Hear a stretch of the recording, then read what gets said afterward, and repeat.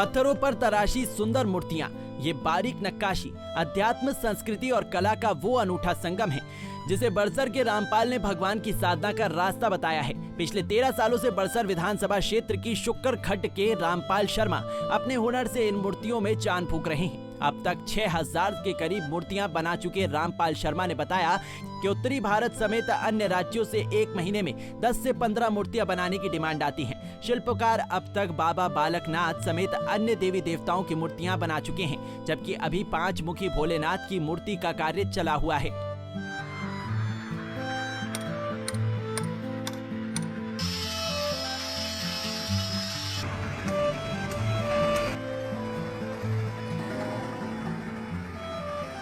इसके अलावा उन्होंने हिमाचल के पूर्व मुख्यमंत्री स्वर्गीय राजा वीरभद्र सिंह की प्रतिमा भी बनाई है। खास बात यह है कि रामपाल शर्मा की अद्भुत कला उन्हें विरासत में नहीं बल्कि भगवान के प्रति उनकी आस्था का साक्षात प्रमाण है। तभी तो कंप्यूटर इंजीनियर की डिग्री हासिल करने के बावजूद रामपाल शर्मा ने मूर्ति बनाने की इस महीन कला को चुना। शिल्पकार रामपाल शर्मा इन मूर्तियों को सिर्फ कमाई का साधन न मानकर भगवान की साधना का माध्यम मानते हैं। बाजारों में इन मूर्तियों की कीमत करीब 5000 रुपए से लेकर लाखों रुपए तक होती है, लेकिन अफसोस है कि पाषाण पत्थर पर अपनी कला को प्रदर्शित करने वाले इस हुनरबाज को वो मंच नहीं मिल पाया जिसकी दरकार है। उन्होंने सरकार से आग्रह किया है कि हिमाचल में भी शिल्पकारों को अलग दर्जा प्रदान किया जाए ताकि उनके हुनर को मंच मिल सके। साथ ही युवाओं से भी इसी प्रकार की कला में किस्मत आजमाने की गुजारिश की। शौक इस तरह से कह लीजिए कि अध्यात्म के पथ पर चलते चलते भगवान के करीब रहने के लिए साधन मान के मैं इस काम को करने लगा। तो धीरे धीरे लकड़ी से सीमेंट, मिट्टी और फिर पाषाण पे मूर्ति कला का कार्य करना। और इसके पीछे जो सबसे बड़ा कारण है वो है अध्यात्म या कह लीजिए स्वयं की खोज। जो पाषाण कला है, मूर्ति कला है, वो हमें अपने कह लीजिए कि अपने स्तर पर उन्नत होने के लिए काफ़ी हद तक आध्यात्मिक रूप से सशक्त करती है। इसलिए मैंने मूर्ति कला को फिर शौक से कह लीजिए, फिर इसको प्रेम करते करते एक प्रोफेशन की तरफ चुना। मैं अपने हिमाचल के प्राचीन ऊपर मंडी डिस्ट्रिक्ट में कह लीजिए धार में जलधार देवता की मूर्ति, बूढ़ी नागिन माता की मूर्ति और इसी तरह भगवान विष्णु की और माता लक्ष्मी की, नरसिंह भगवान का मंदिर है J&K स्टेट के अंदर मानसर जगह पड़ती है, तो वहाँ पे भेजी है। और इसी तरह से कई राज्यों में और कई अपने हिमाचल के कई स्थानों पे मूर्तियाँ में भेजी। मूर्तियाँ बनाने के पीछे जो सबसे बड़ा उद्देश्य है वो है सनातन की संस्कृति के अनुसार मूर्ति कला को अपने इस समय में, आधुनिक समय में सबके सामने लाना।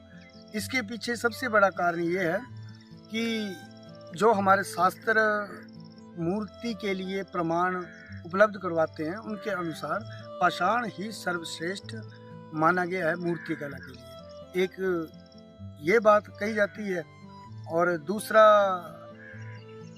पाषाण की खासियत ये कह सकते हैं आपकी, ये मूर्ति, इसकी बनी हुई मूर्ति जो है वो हजारों सालों तक टिकी रहती है और कभी भी खराब नहीं होती। तो सबसे बड़ा कारण तो इस पत्थर को या इस पाषाण को यूज़ करने का ये है। और इसको शास्त्रों में और कई तरह से इसके बारे में वर्णन है और यहाँ के अपने हिमाचल के कह लीजिए कि कई इलाके ऐसे हैं जहाँ पे ये आसानी से उपलब्ध है।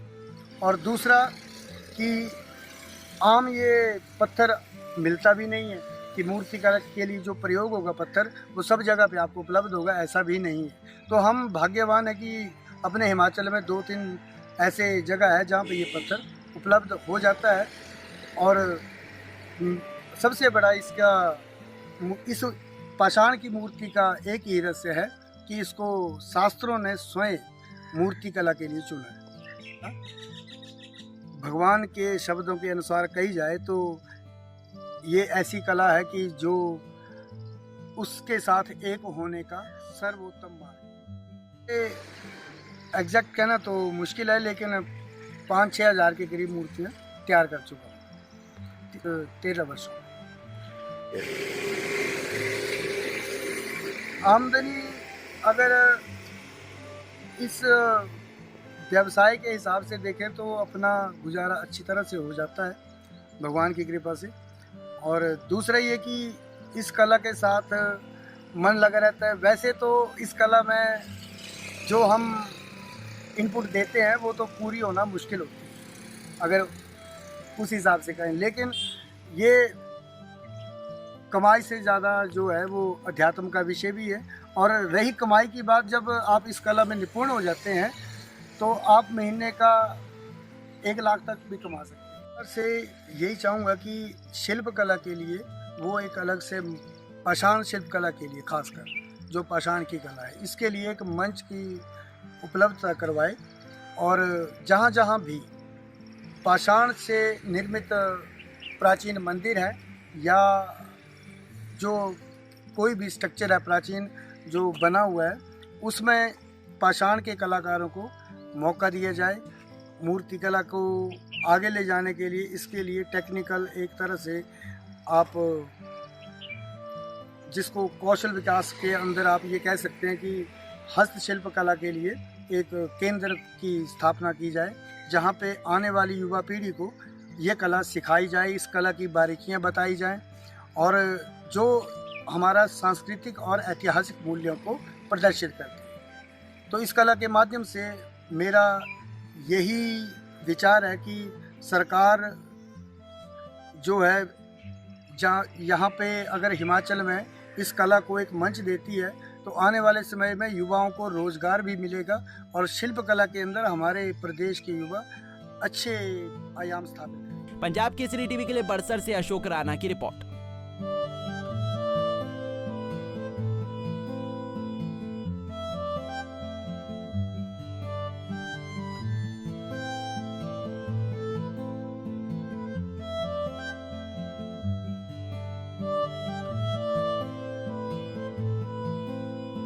हमसे जुड़े रहने के लिए हमारे YouTube चैनल को सब्सक्राइब करें और नई वीडियो की नोटिफिकेशन के लिए बेल आइकॉन को दबाएं।